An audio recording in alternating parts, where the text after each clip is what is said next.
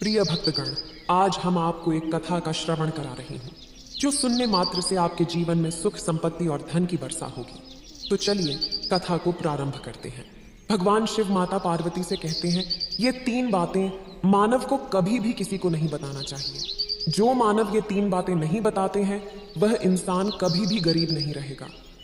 फिर माता पार्वती कहती है, हे प्राणनाथ, वह कौन सी 3 बातें हैं जिसे जान लेने से इंसान को कभी भी दुखों का सामना नहीं करना पड़ेगा। फिर भगवान शिव कहते हैं, हे देवी, आज मैं पृथ्वी लोक पर एक सन्यासी का रूप धारण करके ये 3 बातें बताने जा रहा हूँ। कृपया आप इस कहानी को ध्यान से सुनें। अगर आप यह कहानी सुन रहे हैं तो पूरा सुनिए। इस कथा को आधा अधूरा छोड़कर जाने की गलती मत करिएगा, क्योंकि इस पवित्र कथा को पूरा सुनने से मनचाहा फल की प्राप्ति होगी। इसलिए इस कथा को पूरा सुनें। आप शिव भक्त हैं तो भोलेनाथ का अनादर ना करें। भगवान शिव पृथ्वी लोक पर एक सन्यासी के रूप में कहते हैं। आज की इस प्यारी सी कहानी की शुरुआत करते हैं। प्राचीन समय की बात है। एक नगर में एक धनवान सेठ रहता था। उसके घर में किसी चीज की कोई कमी नहीं थी और उसका व्यापार बहुत अच्छा चल रहा था। उसकी पत्नी भी बहुत खुश रहती थी, क्योंकि सेठ हर महीने उसके लिए नए नए गहने खरीदता था और उसे बहुत प्रसन्न रखता था। प्रिय श्रद्धालुओं, सेठ के घर के बगीचे में एक वट वृक्ष था। उस वट वृक्ष के नीचे सन्यासी अपना आसान बिछाकर ध्यान किया करते थे। सेठ और सेठानी दोनों सन्यासी की बहुत सेवा करते थे और उसकी देखभाल करते थे, क्योंकि वह सन्यासी कई सालों से उस वट वृक्ष में रह रहे थे। सेठ हर रोज सन्यासी को घर का भोजन देते थे और सन्यासी भी उनसे बहुत प्रेम करते थे।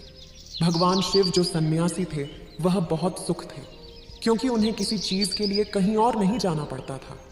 सेठ और सेठानी हर रोज उन्हें स्वादिष्ट भोजन खिलाते थे।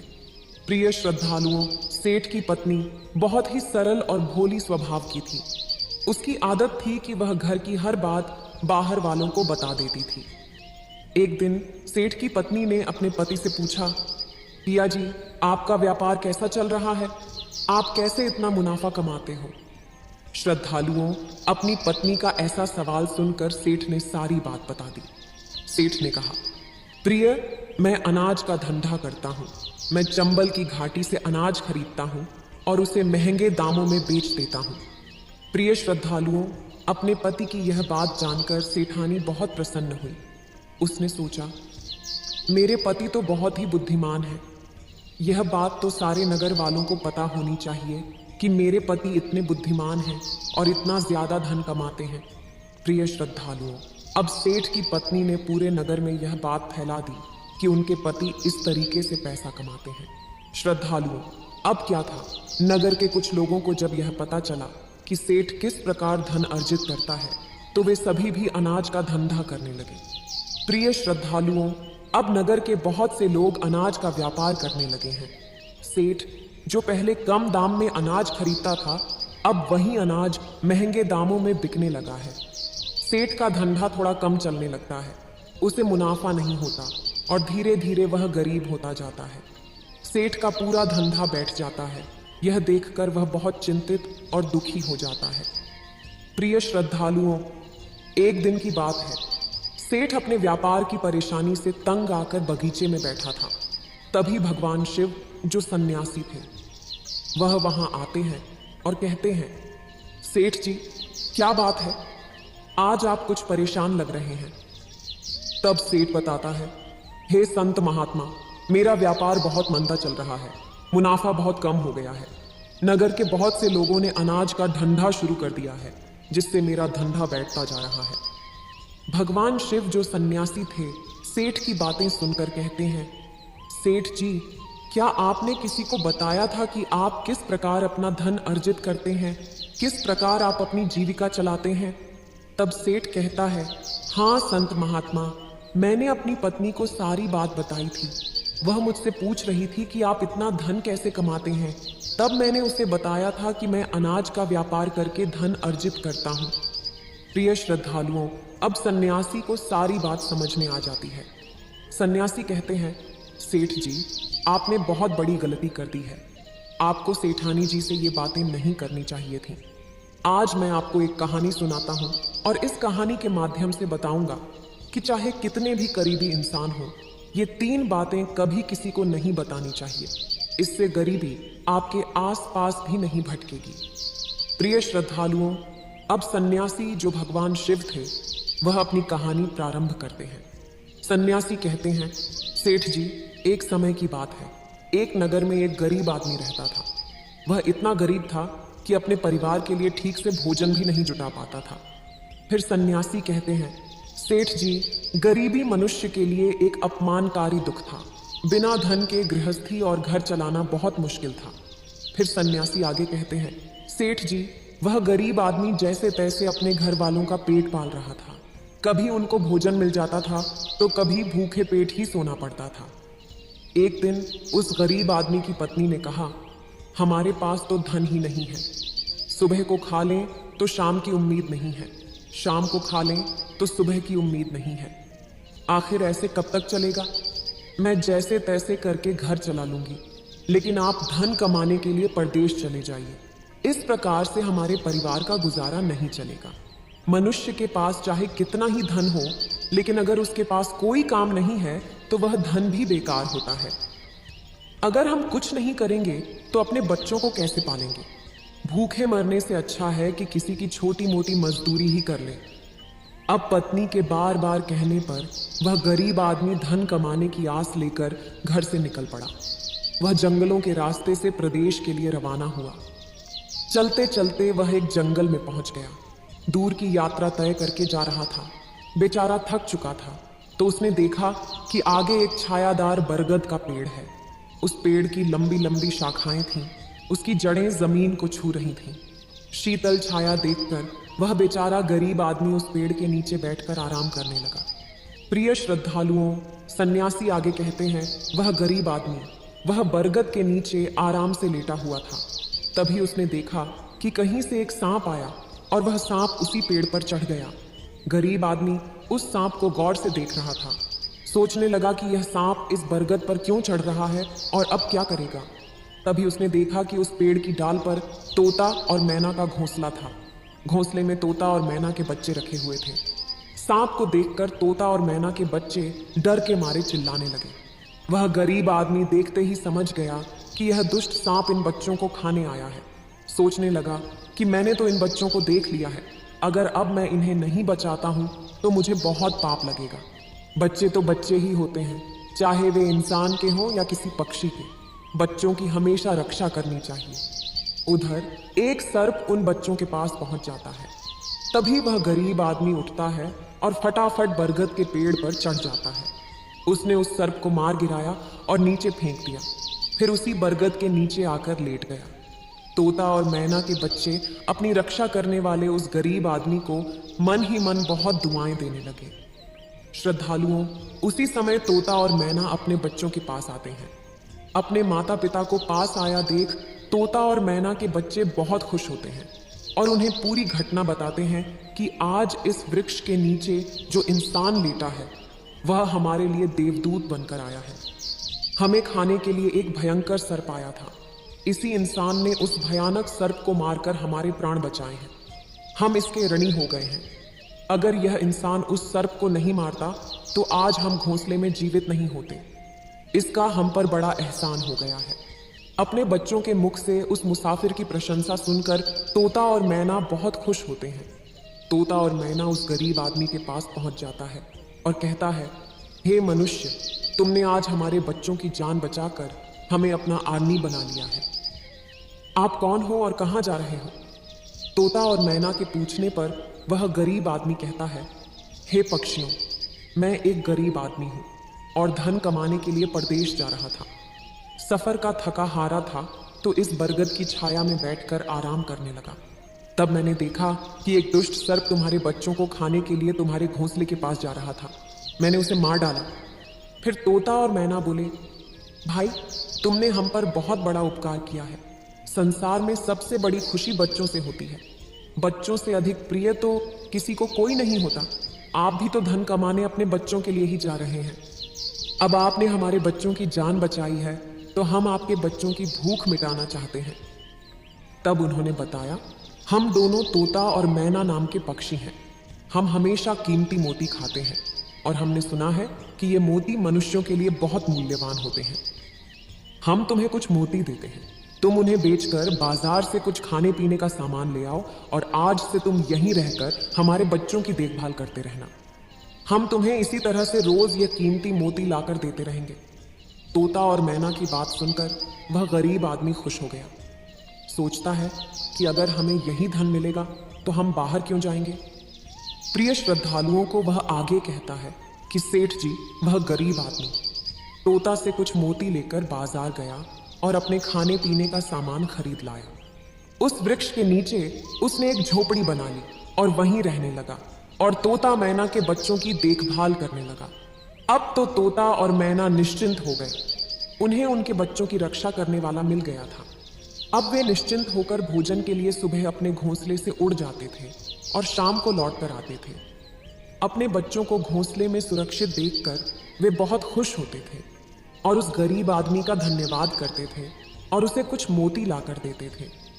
इस तरह से धीरे धीरे तोता और मैना की नौकरी करते हुए उस गरीब व्यक्ति को 2 महीने बीत गए थे।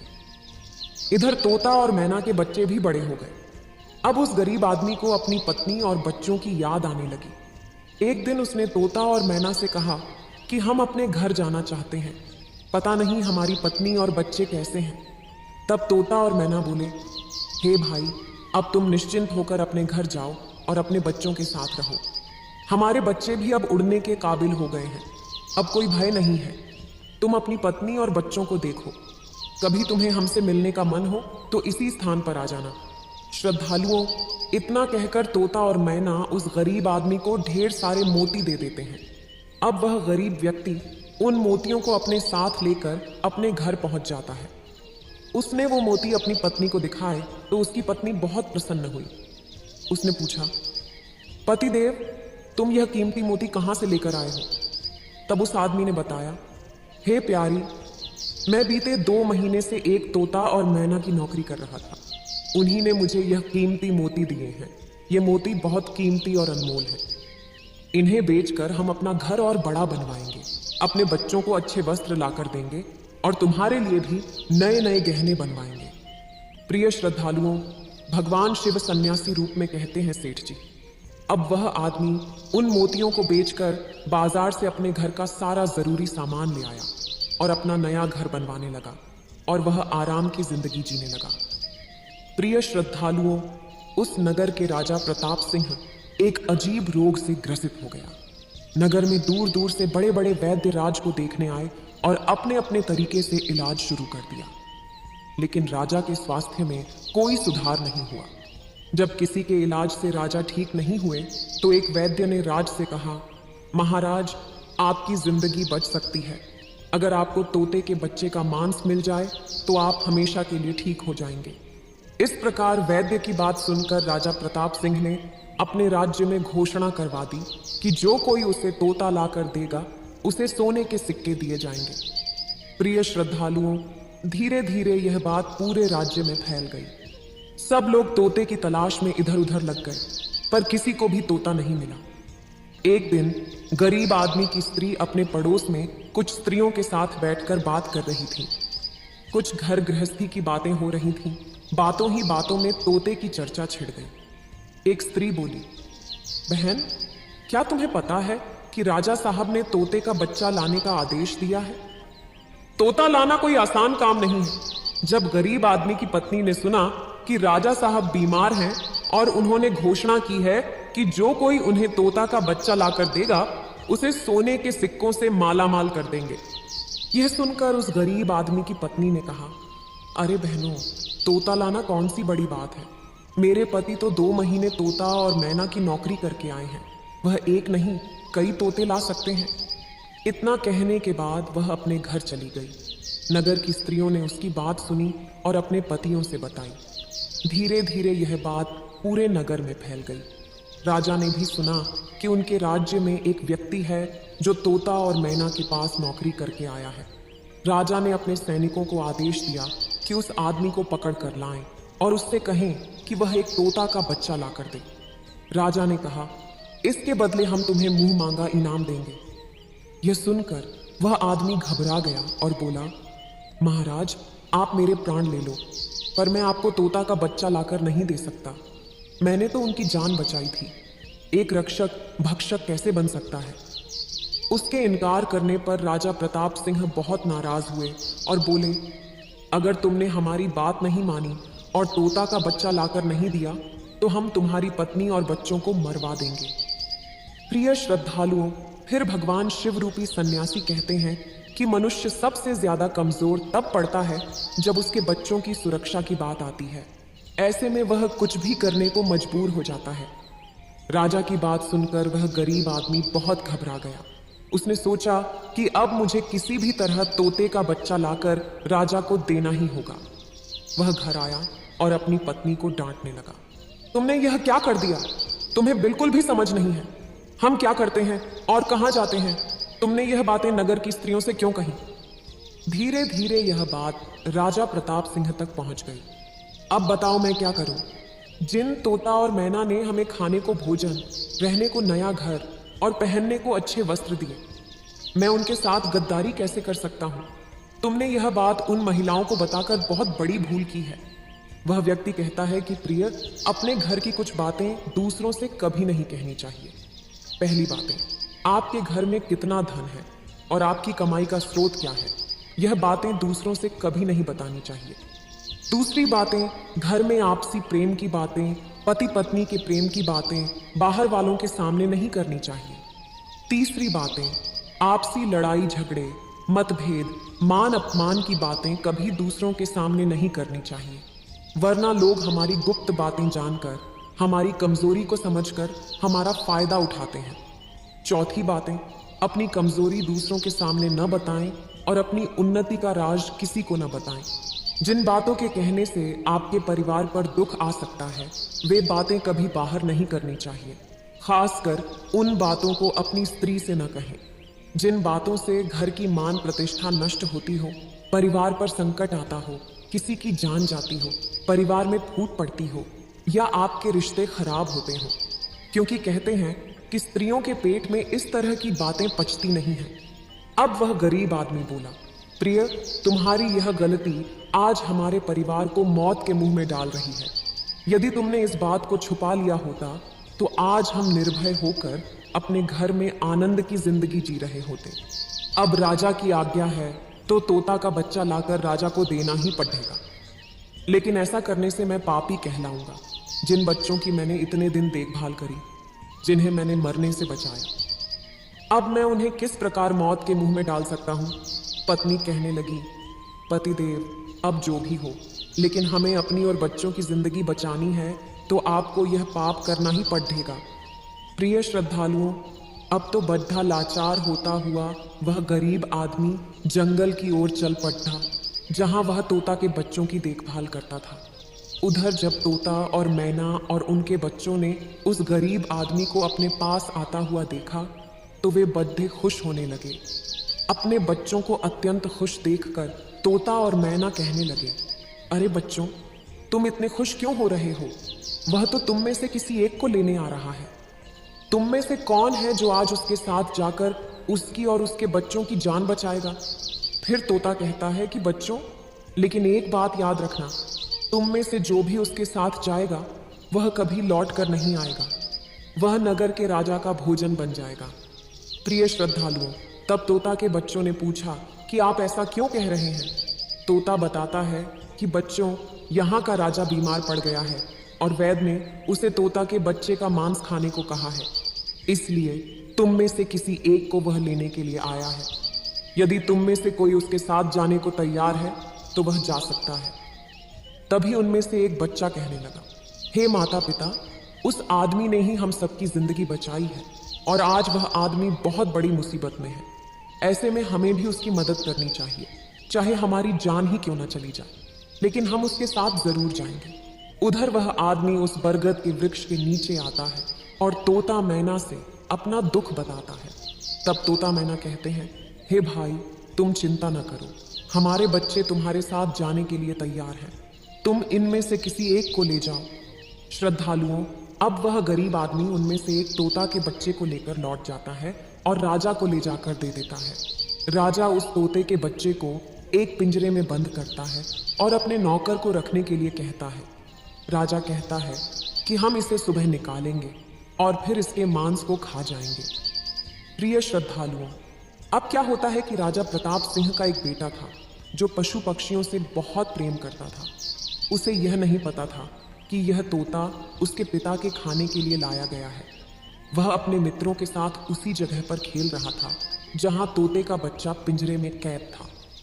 राजकुमार ने जब एक सुंदर तोते को पिंजरे में बंद देखा तो वह उसके साथ खेलने लगा।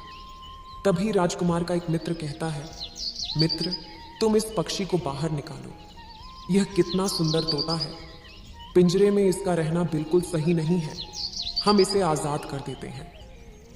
अपने मित्र की बातें सुनने के बाद राजकुमार ने उस तोते के बच्चे को पिंजरे से बाहर निकाल देता है। जैसे ही वह पिंजरा खोलता है, तोता का बच्चा आकाश में उड़ जाता है। धीरे धीरे यह बात राजा तक पहुंची कि आपके राजकुमार ने उस तोते को छोड़ दिया है। अब आपके प्राण बचाना बड़ा ही मुश्किल है। यह सुनकर राजा को बहुत गुस्सा आया। उन्होंने तुरंत राजकुमार को बुलाया और गुस्से में कहा, अरे नादान पुत्र, तूने उस तोते के बच्चे को क्यों छोड़ दिया? राजकुमार बहुत घबरा गया और बोला, पिताजी, मुझे क्या पता था कि वह उड़ जाएगा। मैं तो उसके साथ खेलना चाहता था। अपने पुत्र की बात सुनकर राजा को और भी गुस्सा आया। उन्होंने उसे नगर से निकालने का आदेश दे दिया। प्रिय श्रद्धालुओं, अब राजा के सैनिक राजकुमार को नगर की सीमा से बाहर छोड़ देते हैं। उधर वह तोते का बच्चा उड़कर अपने माता पिता के पास पहुंचता है और उन्हें सारी बात बताता है कि राजा के बेटे ने उसे आजाद कर दिया है। तोता और मैना ने जब अपने बच्चे को देखा तो कहा, पुत्र, राजा के बेटे ने तुम्हें तो आजाद कर दिया, लेकिन वह खुद संकट में फंस गया है। उसके दुष्ट पिता ने उसे नगर से बाहर निकाल दिया है। अब उसकी जिंदगी की जिम्मेदारी तुम्हारे ऊपर है। तुम जाओ और उसकी मदद करो। प्रिय श्रद्धालुओं, तोता राजकुमार की मदद करने के लिए उसके पास पहुंच जाता है। राजकुमार उसे देखते ही पहचान लेता है। यह तो वही पक्षी है जिसे मैंने पिंजरे से आजाद किया था। राजकुमार कहता है, तुम्हारी वजह से मुझे मेरे पिता ने नगर से निकाल दिया है। अब तुम ही बताओ, मैं क्या करूं, कहां जाऊं? तोता कहता है, मित्र, तुम चिंता मत करो। तुमने मेरी जान बचाई थी, इसलिए मैं तुम्हारी मदद करने आया हूं। दुख सुख में अब मैं तुम्हारे साथ ही रहूंगा। श्रद्धालुओं, अब राजकुमार खुश हो जाता है क्योंकि उसे कम से कम एक साथी तो मिल ही गया था। अब तोता और राजकुमार दोनों एक दूसरे नगर में घूमने लगते हैं। चलते चलते वे दोनों एक सुंदर बगीचे में पहुंच जाते हैं। उसी बगीचे में वहां के राजा की पुत्री भी अपनी सहेलियों के साथ घूमने आया करती थी। उस राज्य के राजा की कन्या का नाम रूपमती था। राजकुमारी रूपमती बहुत ही सुंदर थी और उसकी खूबसूरती की चर्चा पूरे नगर में होती थी। राजकुमार और तोता उस बगीचे में बैठे हुए थे। तभी वहां राजा की कन्या रूपमती अपनी सहेलियों के साथ बगीचे में घूमने आती है। राजकुमारी को देखकर राजकुमार वृक्ष के पीछे छुप जाता है और तोता राजकुमारी के सामने पहुंच जाता है। राजकुमारी उस सुंदर तोता को देखकर मोहित हो जाती है। वह उसे पकड़ना चाहती है, लेकिन तोता उसकी पकड़ में नहीं आता। यहाँ राजकुमार राजकुमारी रूपमती की सुंदरता पर मोहित हो जाता है। प्रिय श्रद्धालुओं, कुछ समय बगीचे में टहलने के बाद राजकुमारी अपने महल में लौट जाती है। राजकुमार पूरी तरह से राजकुमारी पर मोहित हो गया था। अब तो उसे एक पल भी अच्छा नहीं लग रहा था। तब तोता ने कहा, मित्र, तुम चिंता मत करो। तुम जिसे चाहने लगे हो, मैं तुम्हें उससे मिलवा दूंगा। राजकुमार बोला, मित्र, तुम मुझे किसी भी तरह उस राजकुमारी से मिला दो। मैं उसके बिना अब रह नहीं पाऊंगा। तोता बोला, मित्र, तुम मुझ पर भरोसा रखो। मैं पता लगाकर आता हूं कि राजकुमारी कहाँ रहती है और तुम उससे कैसे मिल सकते हो। प्रिय श्रद्धालुओं, अब तोता राजकुमारी रूपमती के पास जाता है। राजकुमारी के महल में चारों तरफ सैनिक तैनात थे, लेकिन तोता उड़ता हुआ ऊपर से जाता है और जाकर राजकुमारी के कक्ष के बाहर बैठ जाता है। तोता वहां से सब नजारा देखता है और सारी बात आकर राजकुमार को बताता है कि महल में जाकर राजकुमारी से मिलना बहुत मुश्किल है। तोता कहता है, तुम एक काम करो, अपना रुमाल मुझे दे दो। मैं तुम्हारा रुमाल आज राजकुमारी के पास पहुंचा दूंगा और उसकी चुनरी ले आऊंगा। प्रिय श्रद्धालुओं, अब रात में तोता राजकुमार का रुमाल लेकर राजकुमारी के पास रख आता है और राजकुमारी की चुनरी साथ ले जाता है। सुबह जब राजकुमारी रूपमती जागती है तो देखती है कि उसकी चुनरी गायब है और उसके पास एक रुमाल रखा हुआ है। राजकुमारी तुरंत समझ जाती है कि रात में कोई पुरुष उसके कक्ष में आया था। उसने देखा कि उसकी चुनरी गायब है और उसकी जगह किसी पुरुष का रुमाल रखा हुआ है। राजकुमारी बहुत व्याकुल हो जाती है और अपने सभी सिपाहियों को सावधान कर देती है। वह सिपाहियों से पूछती है कि रात में उसके पास कौन आया था, लेकिन किसी के पास कोई जवाब नहीं होता। अब राजकुमारी के कक्ष की सुरक्षा और बढ़ा दी जाती है। प्रिय श्रद्धालुओं, अगली रात फिर से तोता राजकुमारी के कक्ष में जाता है और अपने मित्र द्वारा लिखी हुई चिट्ठी को राजकुमारी के पास रखाता है। अगले दिन जब राजकुमारी जागती है और चिट्ठी पढ़ती है तो उसमें लिखा होता है कि राजकुमारी, मैंने जब से तुम्हें देखा है तब से मैं तुम्हारा हो गया हूँ। मैं तुमसे विवाह करना चाहता हूँ। अगर तुम्हें मुझसे मिलना है तो तुम अपने बगीचे में आ जाना, मैं तुम्हें वहां मिल जाऊंगा। अब राजकुमारी अपनी सहेलियों को लेकर बगीचे में जाती है, लेकिन वहां उसे कोई पुरुष नजर नहीं आता। वहां तो सिर्फ वही तोता घूम रहा होता है जिसे उसने उस दिन देखा था। तोता राजकुमारी से कहता है, राजकुमारी, तुम जिसे देख रही हो मैं तुम्हें उससे मिला सकता हूं, लेकिन पहले तुम मुझे वचन दो कि तुम यह बात अपने पिता से नहीं कहोगी और मेरे मित्र को बंदी नहीं बनाओगी। राजकुमारी ने वचन दिया कि वह उसे बंदी नहीं बनाएगी। मुझे उससे मिलाओ, मैं भी देखना चाहती हूं कि वह कौन है जो इतने सख्त पहरे के बावजूद भी मेरे कक्ष में पहुंच गया। तब तोता ने अपने मित्र राजकुमार को बुलाया। श्रद्धालुओं, राजकुमार भी देखने में बहुत सुंदर था। उसकी सूरत देखकर राजकुमारी भी उस पर मोहित हो गई। तब राजकुमार आता है और राजकुमारी के पास बैठकर बड़े ध्यान से उसके सुंदर चेहरे को निहारने लगता है। राजकुमारी ने पूछा, तुम कौन हो और इतने कड़े पहरे के बाद भी तुम मेरे कक्ष तक कैसे पहुंच गए? राजकुमार बोला, प्रिय, जब दिल में प्रेम होता है तो कोई भी कार्य असंभव नहीं होता। जब से मैंने तुम्हें देखा है तब से मैं तुम्हें प्रेम करने लगा हूं और तुमसे विवाह करने की इच्छा रखता हूं। श्रद्धालुओं, जब राजकुमारी ने पूछा कि तुम कौन हो और कहां से आए हो, तब राजकुमार ने अपनी पूरी कहानी उसे सुनाई। राजकुमार की कहानी सुनने के बाद राजकुमारी के मन में उसके लिए सहानुभूति हो गई।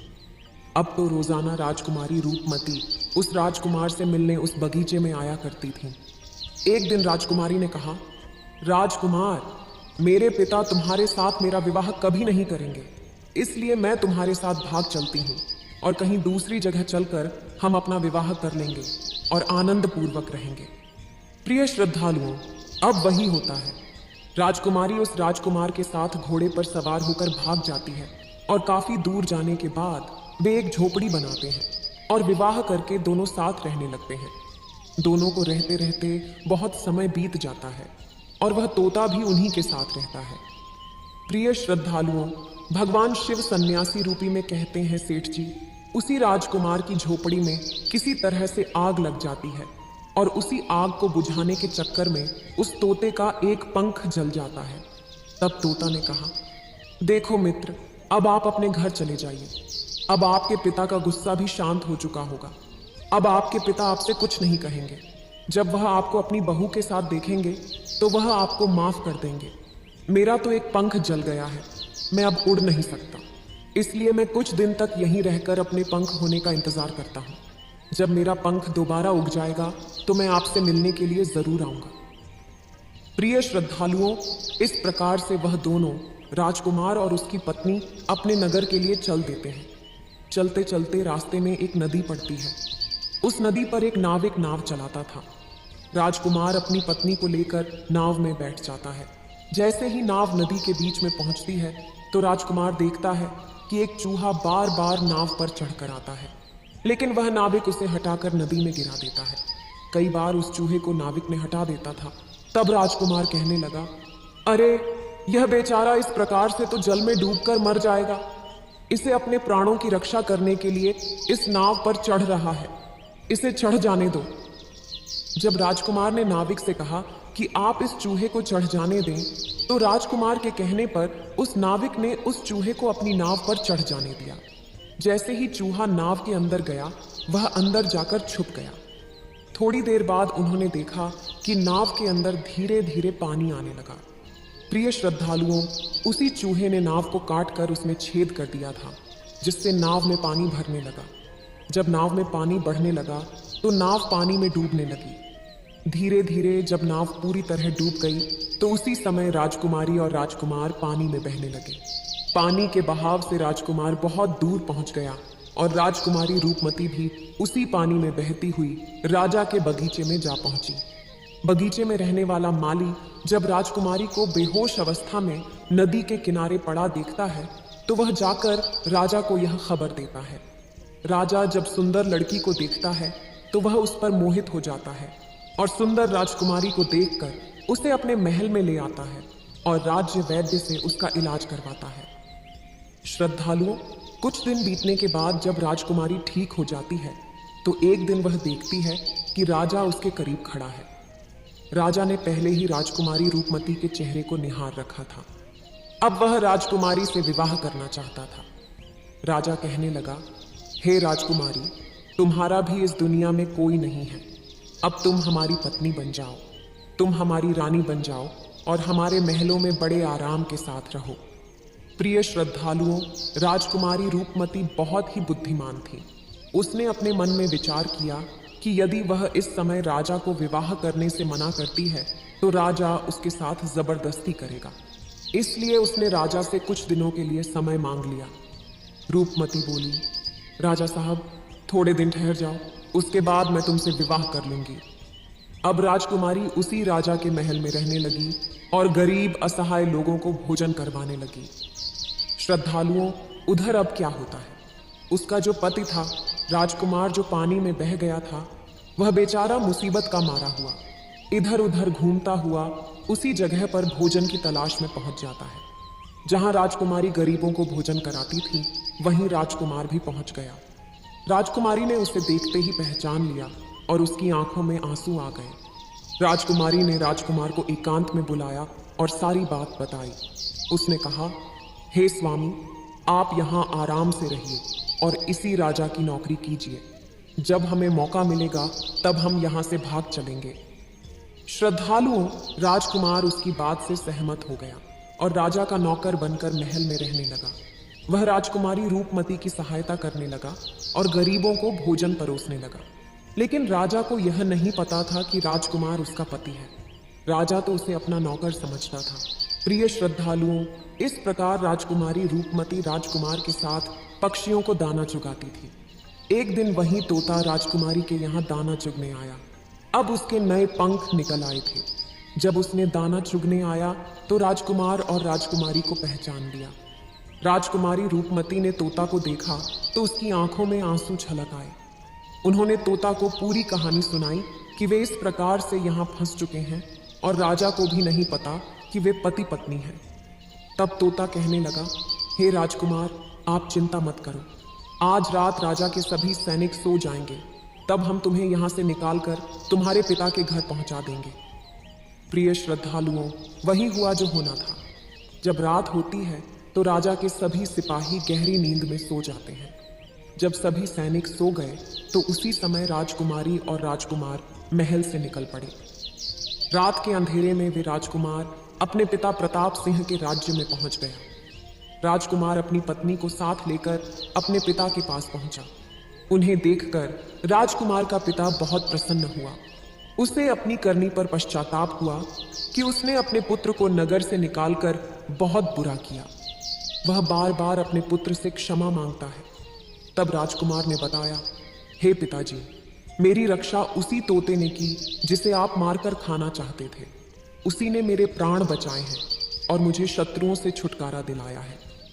राजकुमार के मुख से तोते की बात सुनकर राजा बहुत प्रसन्न हुआ और उसी दिन से राजा ने प्रण किया कि आज से हमारे राज्य में कोई भी पशु पक्षियों को नहीं मारेगा और सभी लोग उन्हें दाना देंगे।